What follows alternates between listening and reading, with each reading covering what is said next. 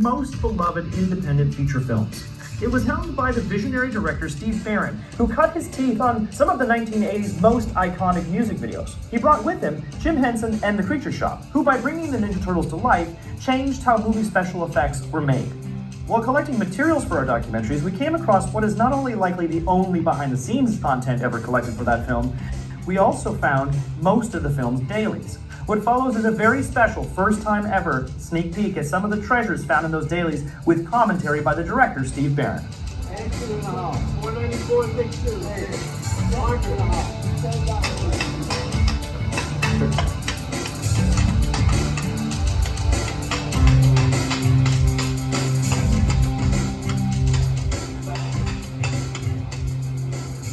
It was mad enough to, certainly unique enough to really get my interest. And then as I went into them and started feeling the spirit that Kevin and Peter had put into these characters, I felt more and more that, this could be really interesting. This blew my mind when I first saw this. So you got a crane shot kind of coming up, and the manhole cover starts shaking and blows off here in a minute. But what blows my mind is I'm looking for any dividing line in that pavement. I could just see it, where the set is obviously going to split the moment the camera pushes in and you don't see the pavement move away. This must have been so technical. Yeah, we did. I think we split it apart as we were going through. It was really a nod to an Orson Welles film, which went through a skylight. And you think, how did they get through the skylight? How did they get beyond it? The set was moved apart. So we genius. We had this, we knew we had this set, and we just had to build it up high up the roadway, just in that little one piece above it, and do the blowout. Yeah, in if there ever was a director's cut, this would be, that blowing the manhole cover would have definitely made the cut.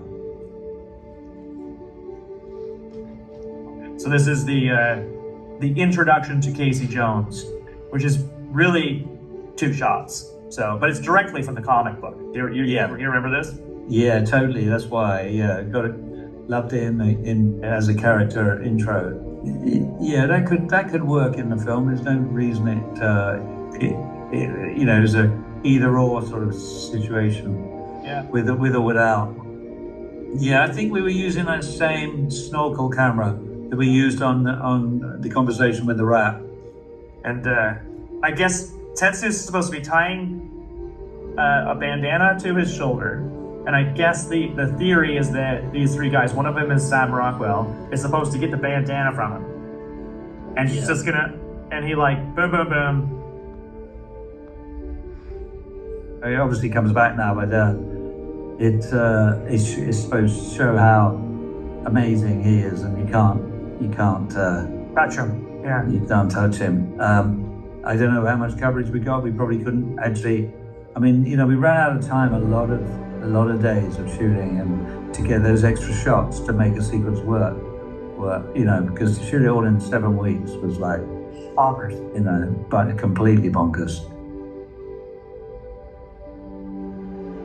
When they came, this is their vision, and to suddenly get there and see it, you can see they were blown away by it, and I suppose they could never really imagine how they'd feel in that moment.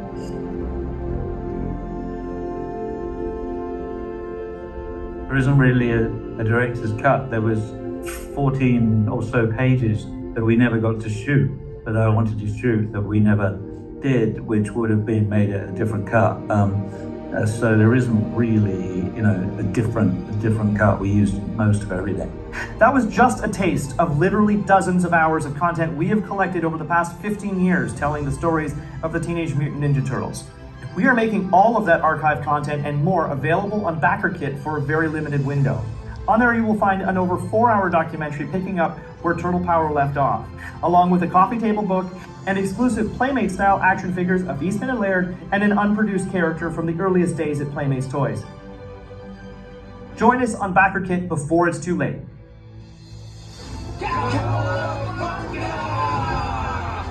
For more information, go to definitivefilm.com.